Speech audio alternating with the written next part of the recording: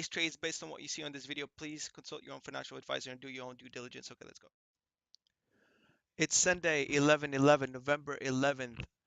However, and I wasn't going to make a video today. However, there's a topic that I want to speak about and maybe will influence what I put my extra $1,000 in tomorrow.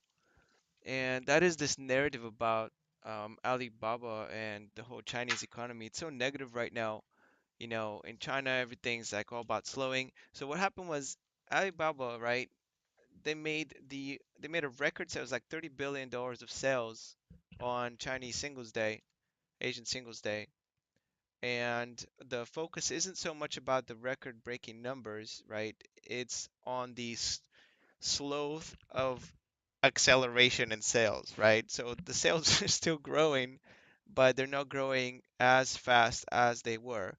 But the way you see these stocks being treated, like JD and Alibaba right here, look, let's go to Baba, good old Baba.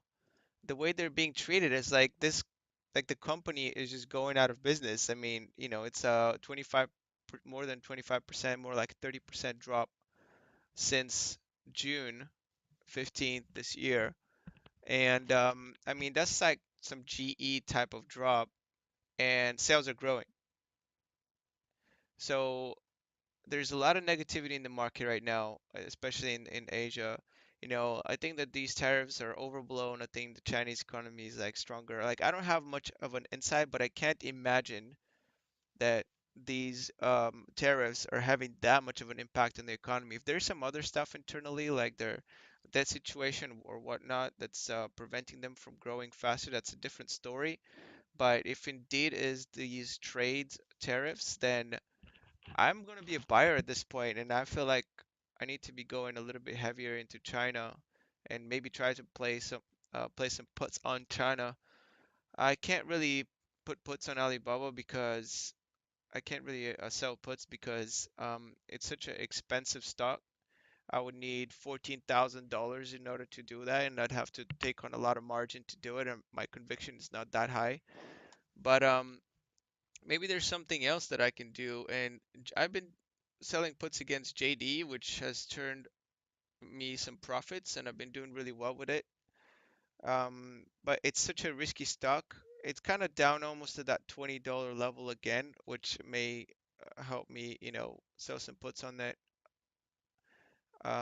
Might give me the conviction to do that since we identified the bottom as around $20 historically, and we'd have to really have to break down below that in order for me to totally throw this company out of consideration from a technical standpoint, even though, as you mentioned, I'm not a technical analyst or anything like that, but this is just simple support zone, psychology. Um, so I may do that, even though I don't understand these stocks as much. I've profited off JD before, so why not again? Maybe we can take a look at how much money I've got from JD. Let's see if we can get the full history here. So it turned at $40 and then $18. So not bad. So $58 altogether, for tying up like a couple $1,000 over a couple months. That's really good. That's really good. Actually, I don't know how long. Maybe a couple months, maybe less. Probably, I think it's less. So the options trades are very attractive for JD. Yes, it's volatile, but I just don't believe the hype. The reporting is just so negative. It's a contrarian's dream to hear these kinds of reports. Analysts are pretty positive on it. We have 33 analysts apparently splitting their votes between a hold and a buy, so everyone's pretty positive when it comes to the technical side. I'm sorry, the fundamental side of the company. And Alibaba's look 98%. Let's take a look at the options real quick. So to sell a put for November 16th, it's 2187 right now. So let's take a look here for the 20.5 level or so. For the 21, I'm sorry, for the 20.5 level, it's $53. It's a really good return, but we want to probably give ourselves some little safety margin. So 15 for, I mean, that's really good. That's $7.50 for a week of waiting. For 2K, that's 15 for 2 weeks, 30 for four.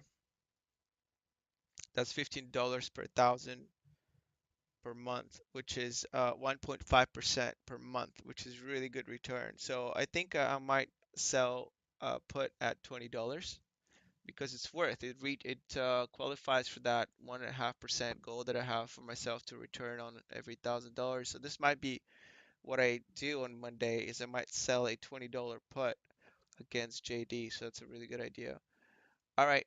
Well, I just wanted to mention that I want to talk about this negativity on China, and we can even take a look at the FXI ETF over here that went down almost 3% on Friday, and you can see the yearly return is really poor. Peaked out here January 26, 2018. It's been in a downtrend or ever since. It's at $40 right now. It peaked out at 53.29, so that's a over 20% reduction in value. That's this would be a bear market. This would be qualified as a bear market over here in US terms. So it's not as steep as this one here back in April 2015, but almost. It's getting there. So this might be a good buying opportunity. We'll see if this pans out. I'll be looking that into that tomorrow. Okay, this is gonna be the end of this rare Sunday video, and I have a new intro, so I wanted to test it out and see what it feels like on the video when it uploads. All right, that's it for now. I'll see y'all tomorrow. Peace out.